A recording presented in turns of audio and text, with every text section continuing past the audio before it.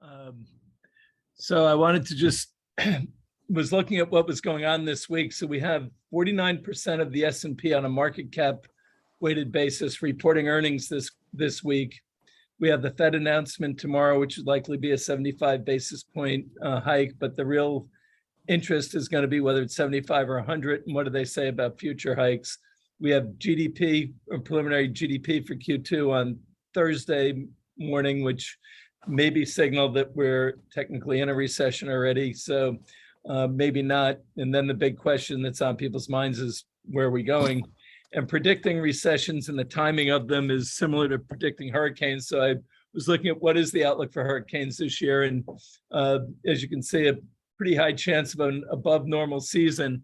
And I thought the stormy environment that they're talking about is similar to what we're seeing in the world economy. So what's the outlook for recessions right now? Larry Summers thinks it's very high likelihood this year. Bloomberg thinks 47.5% for next year. Goldman's at 50. The Mortgage Bankers Association is calling it a toss-up. There is a lot of concern about what's going on. In our view, we think we're due for some kind of a recession. Forget about what happened technically with the pandemic. There's been a lot of economic headwinds that we think are setting up for some kind of a challenge, but whether we hit it or not, or whether we're in one or not, the question for us is how deep it's going to be and how long it's going to be. I think there have been 14 recessions in post-World War II period. They've averaged about a year and a half in duration.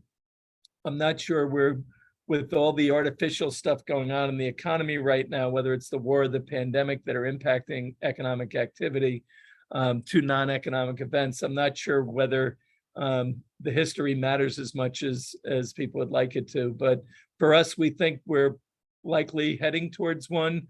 The severity won't be as bad as people think, and I think there are a couple of reasons for it.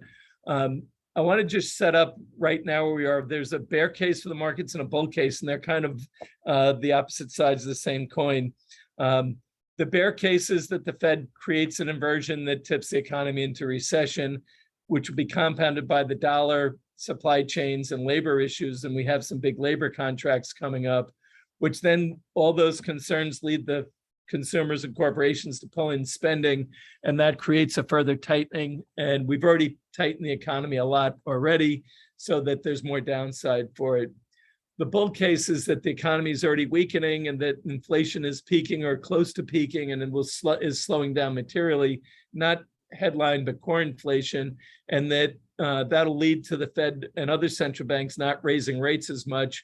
And as you know from last week's discussion, concerns about the debt and rate hikes, that will ease some of the pressures, and that will allow valuations to come back in and start to see a better foundation for asset values going forward.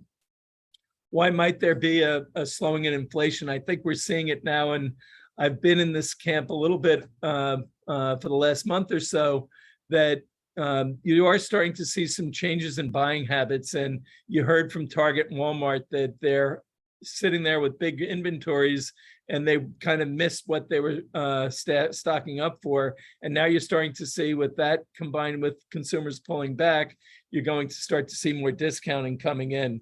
So I think that's a pretty significant shift that's going on. And just to give you a sense, I'm not going to go through each of these, but just today, you had consumer confidence is down for the third month in a row. You had housing starts down for, again, inflation expectations are down, and the Richmond Fed was actually quite positive.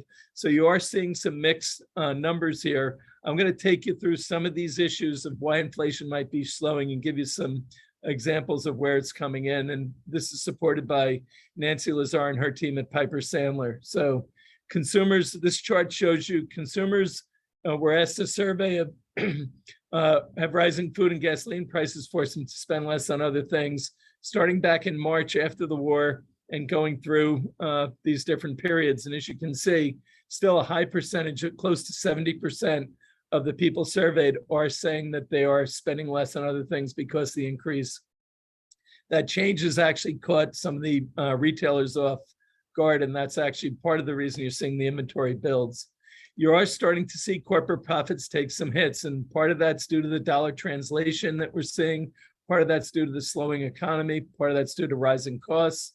So it's a question of the haves and have-nots again, who can pass that on, who can absorb it. But you are seeing a trend down of corporate profits coming down, which is going to pull back some of corporate spending. It's also going to put pressure on wage increases and hiring plans. And you're already starting to see that.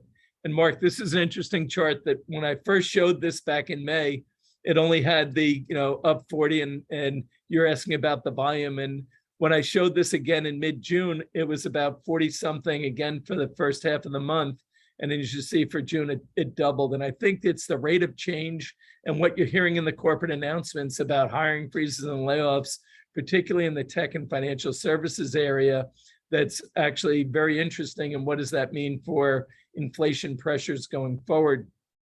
I will say at the same time, we're coming on the ports workers and then the railroad workers in the US and now a Boeing strike have all been announced for wage increases. So you do have these wage negotiations going on for unions, but on the same time, you have the tech area and financial services saying they're slowing hiring. So you have these competing forces in terms of it.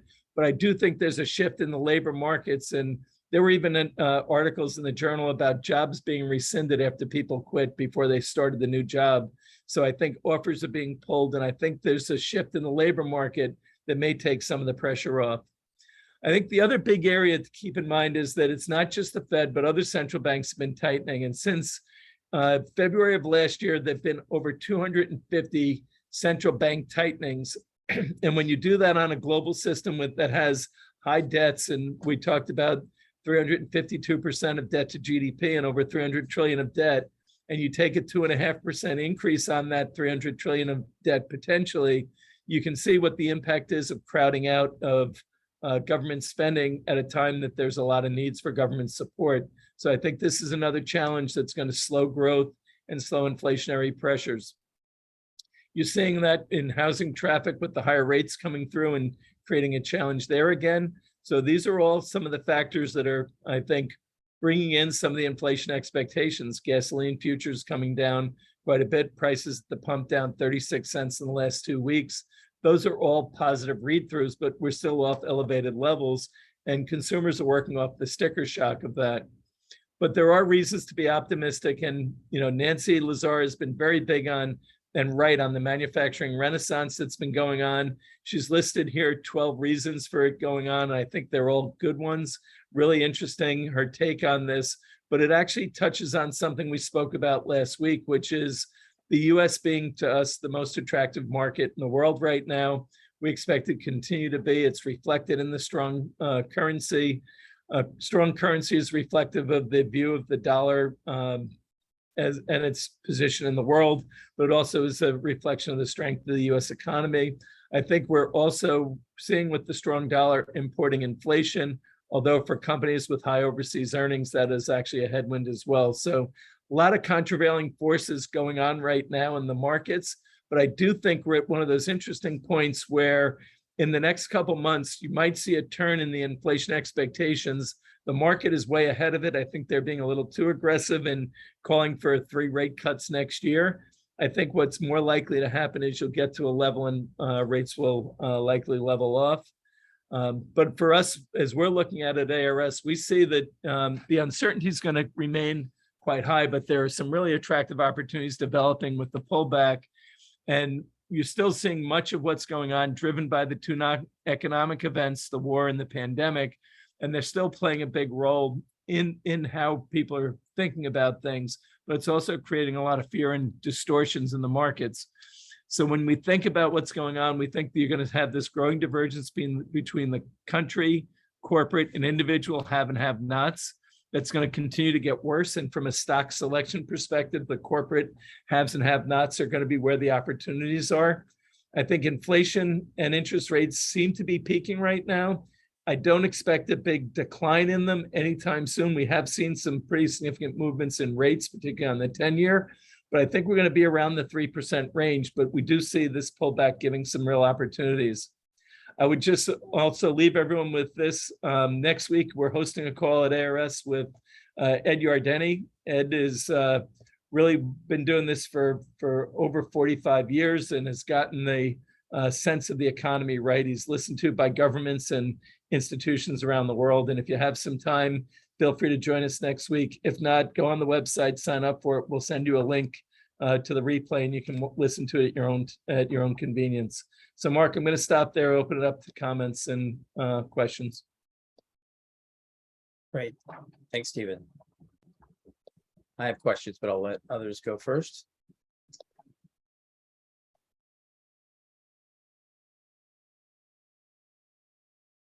It's true, Mark. The pregnant pause. I've learned to live with it.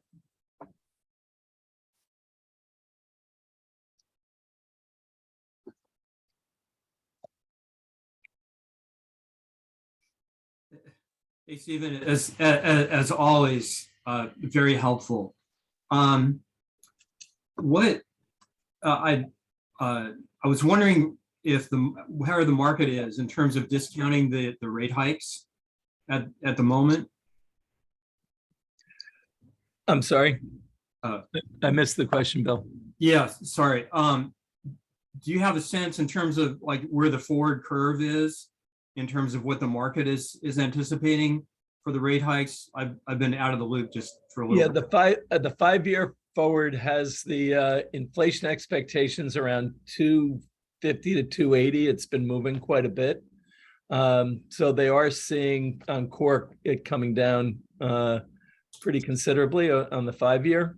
But I'm actually not sure that the Fed can actually kill inflation off the way they're expecting to and the way they need to, and lower rates at the same time. I think a lot of work's being done for the Fed so they don't have to go as high as they need to, because what you saw with the global short rates.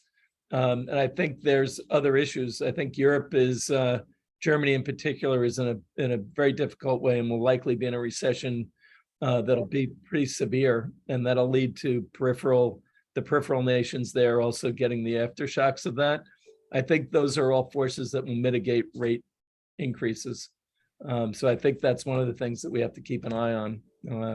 The other concern, though, is if it strengthens the dollar too much, it puts even greater strains on the system. So we have to be careful of that.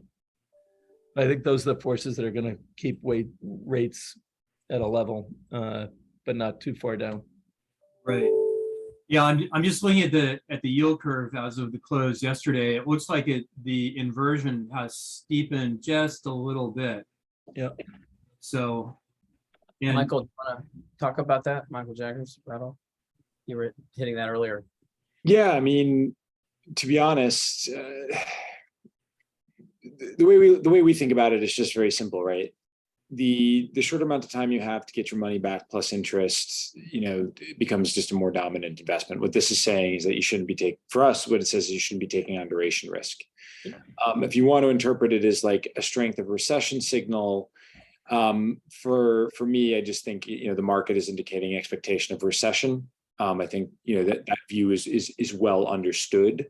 So our signal just likes the absolute front end of the curve at the time being, and that's not going to change, I think, for the foreseeable future. And the Fed activity is going to magnify this further, right? They're going to keep hiking, and they're going to push cash closer to that 1-year point on the curve, 2-year point on the curve. And absent an inflation shock to the upside, I agree with Stephen's point.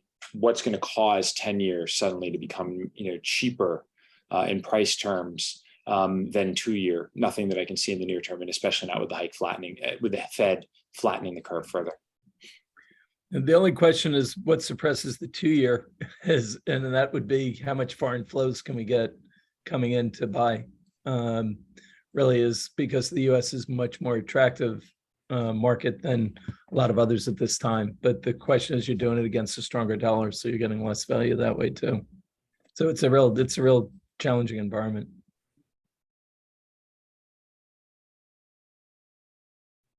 I think the fascinating thing to think about is, it's easy to be really right or really wrong on inflation right now.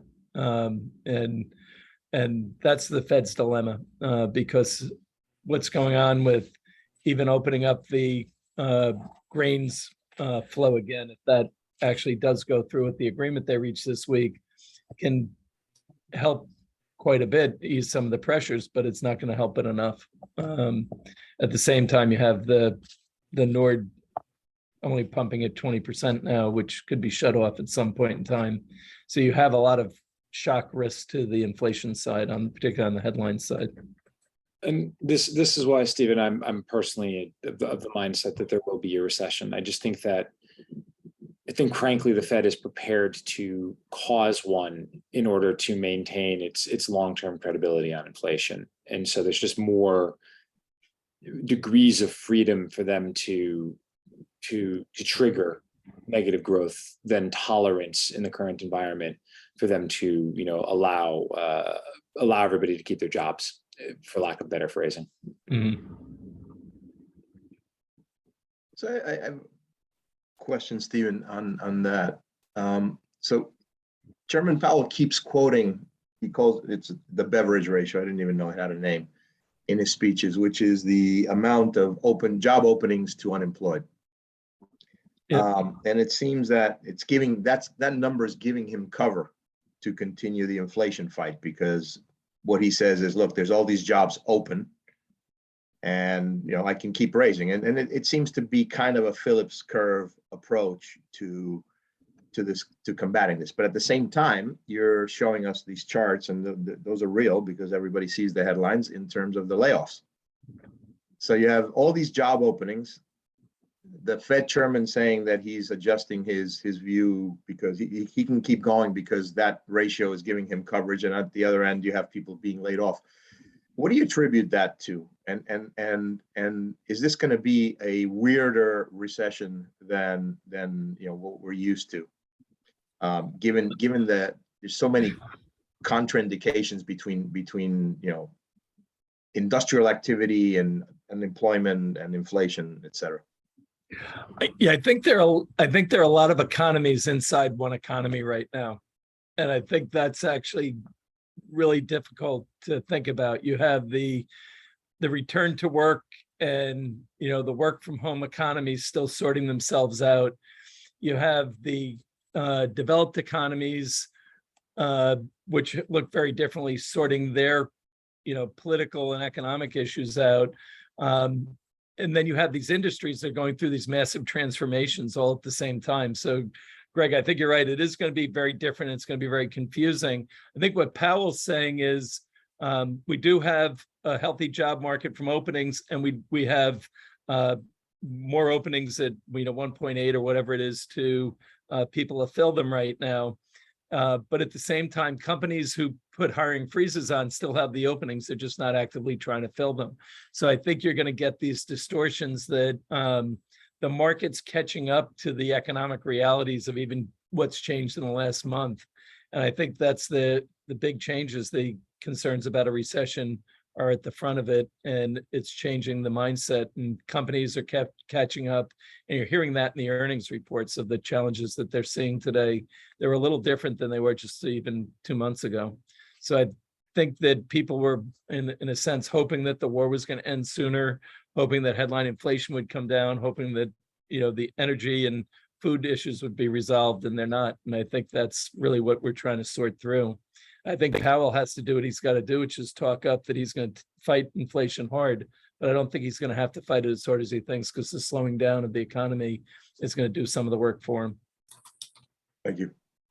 Stephen, these layoffs, where in the economy are these layoffs taking place? All over.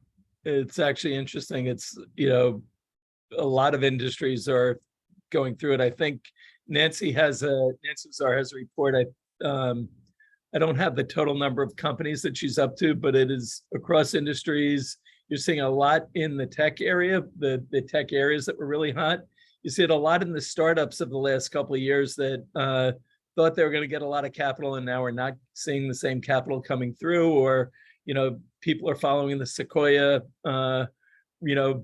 recommendations that companies, even the private guys, should be really pulling in the oars and thinking about what they're doing. And, you look at this, go through the list of big tech companies that have announced it, but then even financial services companies are starting to pull in the oars. But you are seeing it still, there's still a shortage of tech workers for everyone who needs them. And you go through the special skills area. There's shortages of pilots. So we have these pockets of shortages that are going to be a challenge too. And in some of the industries, people aren't going to go into those industries because you've already been told that the future of those industries is not that great because of, who's going to be, wildcatting now in the oil and gas side as starting out their career. So I think you have to think about the changes that are going on and where you're going to have these labor shortages and how we're going to deal with it. And that brings us back to innovation and productivity and robotics and the like. So it's a really interesting time with all these multiple transitions that are going on. But it doesn't seem to be affecting the unemployment percentage, yeah? I think the unemployment will start to catch up to what the companies are saying. I think you'll see a move up in unemployment, and people are talking about it moving up to maybe 4% by the end of the year, even higher going forward. Summers said that to fix inflation, you need 1 year of 10% unemployment or like a couple of years of 6% unemployment, which is a pretty significant move up from where we are right now in either case. That would be a pretty big shock to the system. So that's the challenge the Fed has to kind of wrestle with. And his words tomorrow are going to be very interesting to hear how Powell is talking through their view of it, how he's going to keep people calm and keep them confident that he's going to manage the inflation pressures, but not tip us into a big recession. Stephen, Andrew Voss. So on the heels of all the trillions of dollars that have been pumped into or by way of stimulus programs and the like over the last couple of years, now we're going to have another wave of perhaps unprecedented claims for unemployment. In general terms, how much money is in that till? And with all the money going over to the Ukraine, I mean, the money flows just seem to be so massive. Are there projections on how much unemployment is going to be money is going to be set aside for those applying again? I haven't looked at this CBO report yet, so I'm not really sure what if they've even started scoring that one yet. So I'm not sure they'll do that, and maybe not likely until after they get the preliminary GDP numbers either. But listen, I think Joe Manchin, whether you think he's supporting his coal industry and all that, which he certainly is, that's his mandate for why he got elected. I think his view of inflation and deficits is quite helpful for our system to have somebody saying we have a real issue with runaway spending and we're going to have to make harder choices, and that's going to mean it's slowing down. And you're seeing that. That's the other element that I haven't showed, but the other things that are causing inflation to slow is money supply has come down quite a bit. M2 is year over year is quite different picture. And then you also have the federal spending coming back in quite a bit. And those two are, we have to adjust for. So I think that is going to be a challenge. I just think the benefits aren't going to be as great. And I think there's going to be a lot of strain on those who are on the wrong side of it, quite frankly. So we're going to go through a tough period. We were due for one. We've had a pretty good run for a decade of expansion, basically. And at some point, the bill comes due. Thank you. Question, oh, sorry. I already asked. Thank you. Go ahead, please. Go ahead, Greg. Oh, no, I was gonna ask Stephen, Michael Jagers, and anybody who would like to weigh in. So after everything we've been through post 2008, barring another calamity like a virus or something like that, do you think the era of zero nominal interest rates as a tool is over? It's not in Japan. Starting point. That's right. No, my answer. Go ahead, Michael. The Fed has just created a boundary for itself, right? All of this stuff is just a scoring mechanism. It doesn't change the actual productivity of the real economy. And then it's also just a mechanism for advancing our rate of growth. And that rate of growth is hugely problematic in the developed world right now. And I don't want to go on too much of a tangent, but I'll address that in a second. Just fundamentally, once Bernanke introduced the zero bound of interest rates relative to where we were willing to take interest rates previously. And the aversion to that had only been fear of inflation. And we at least know it won't cause inflation in some, if not all, environments. They just moved the median down. And we're seeing it happen already, right? The 10-year rate, I'm looking at it right now on Bloomberg, is 275 bips, historically low, historically low. That would have been the record low within my lifetime. I'm not that old. And so once again, they'll pull this card. They don't have the capacity, I think, absent material inflation, to push us back to, say, a 5% terminal Fed funds rate, although I know Bloomberg is advertising it. I don't agree with that. Certainly not what the market is pricing. And if we wind up in material, material economic shock again, which I think is more likely than not, they'll go right back there. A quick note, we have, if you look at real long-term analyses of economic growth, you oftentimes find the major driver is population growth. So that is a problem for the developed world right now. We are neither growing in population, nor are we importing population, which then begs the question, absent material productivity gains to make it where we can literally both produce and consume more stuff, where will long-term economic growth at the macro level come from to facilitate a need for higher interest rates? I'm not 100% sure myself. So I think we're living in this low interest rate world until further notice. Yeah, I think the overall debt in the system too just puts a natural cap on how high interest rates can go without a major debt jubilee.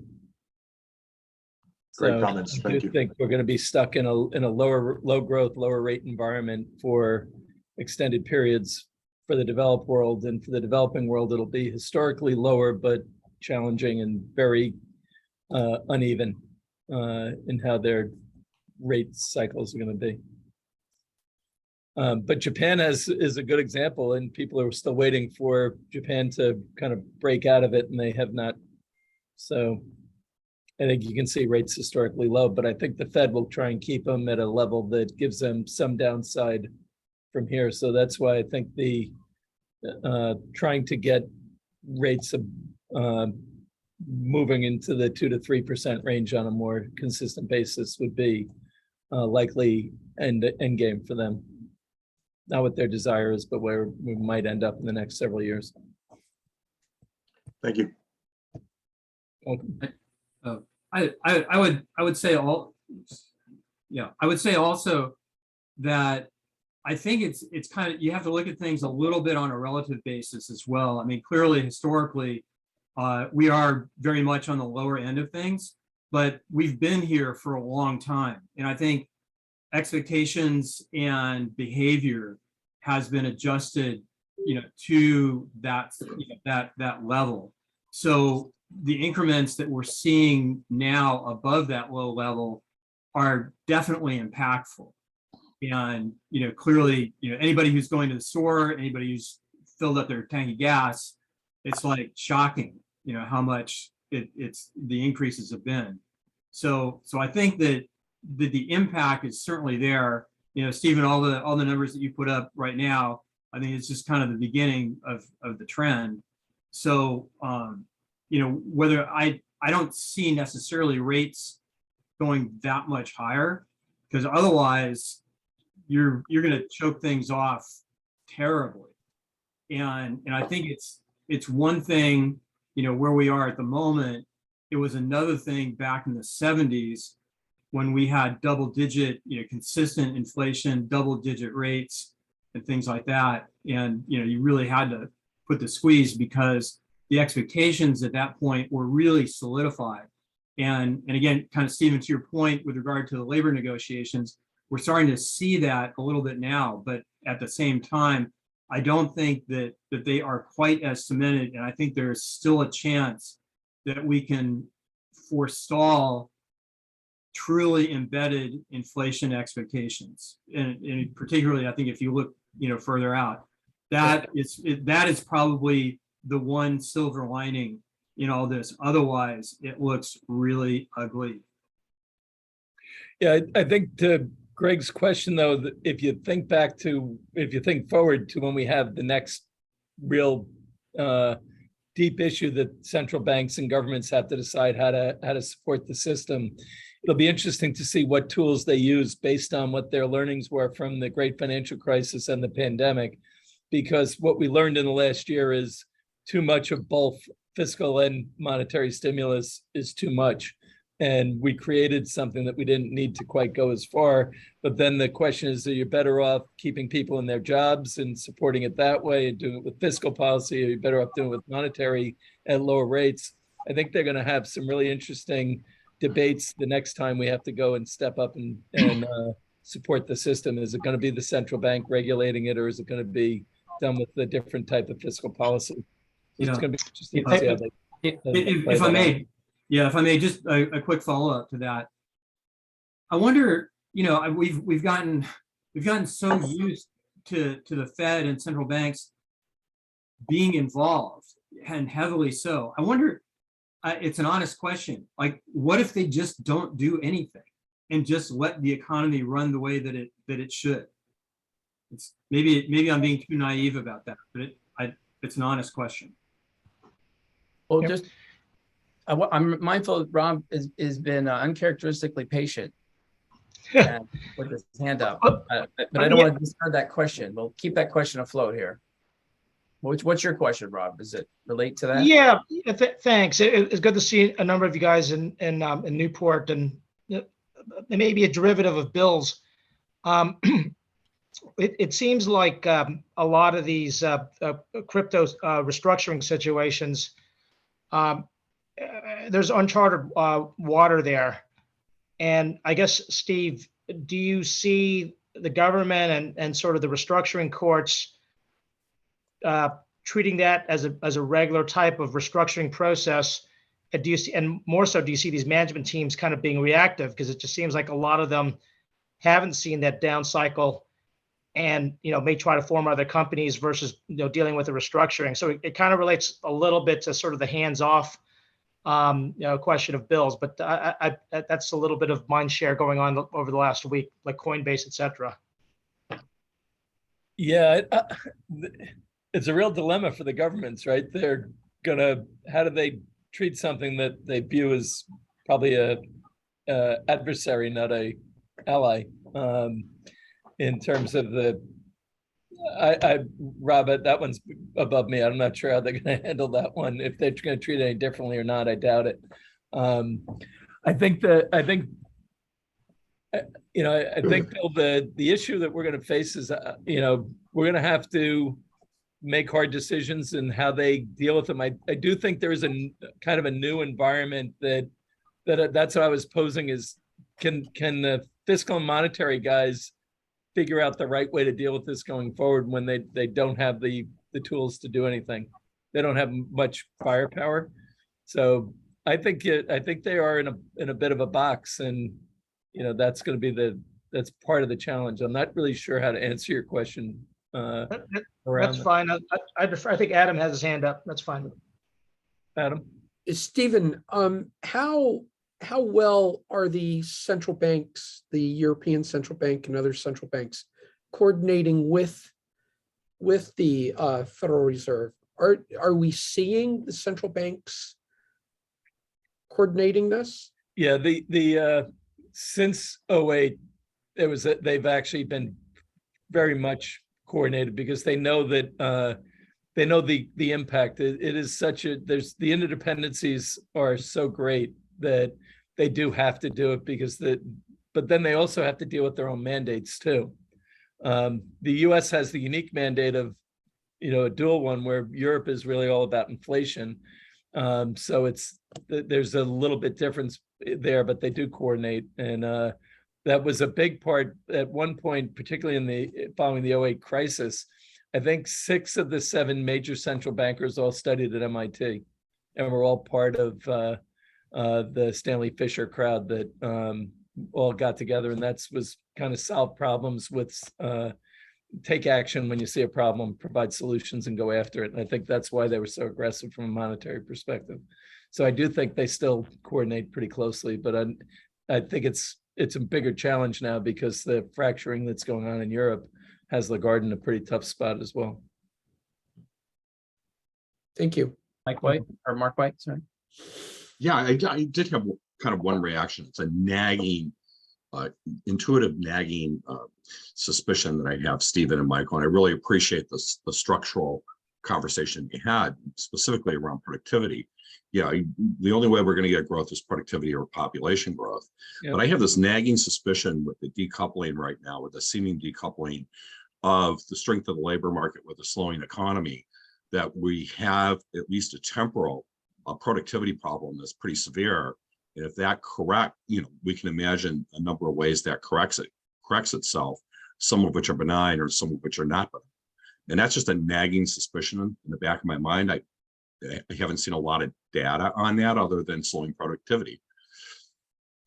Well, I think it's interesting because we have a productivity problem that we kind of created by shifting so much of our productivity production overseas. And now we have between the war and technological advances, we are bringing stuff closer to home that's going to create a lot of activity. It's a question of, can we create that activity and do it in a highly productive way or not? And but I think what Nancy's talking about of the reshoring of manufacturing to the US and the reorientation of supply chains is going to create some activity. It's who benefits from it and who's going to win in that, because everything's got to change because of what's going on with the war and the alignment of the way people are thinking about national security. And it's not just military, it's food, energy, and cyber, and protecting your physical, infrastructure. I think those are all things that are going to create a lot of capital flows and create a lot of capital opportunities. Do we do it productively or not? Is going to be one of the issues, and who can afford to do it well. That's going to be the other element of that. So I think, Mark, there's something going on underneath the surface that is changing, and people have to think about the next couple of years very differently than we thought about the past. Thanks, Stephen. Other questions, comments?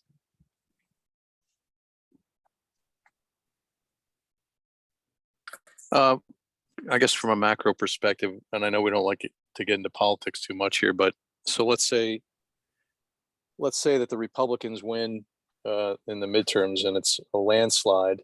Do you see things reversing course dramatically or demonstratively therein? Or should we not put that much importance on these midterms when it comes to everything we've discussed today? I don't, they're still going to have,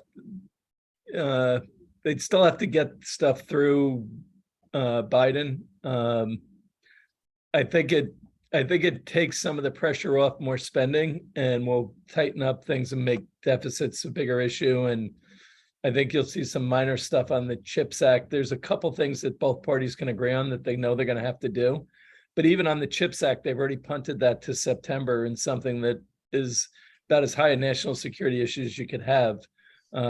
No reason to actually be kicking the can down the road on certain things. So I don't see a major change. I think it cuts into the Democratic agenda for a lot of the programs they wanted to put in place, particularly on the spending. I do think they'll do something on drug pricing. I think they can agree on that. They'll do something on chips, and they'll do something on environmental charging stations and the like, but I don't think they're going to have the big spend going on. I think they're all going to be gearing up for the next 2 years, kind of right after the midterms, and playing the blame game moving into the 24 election. So I don't expect a big change coming out of it.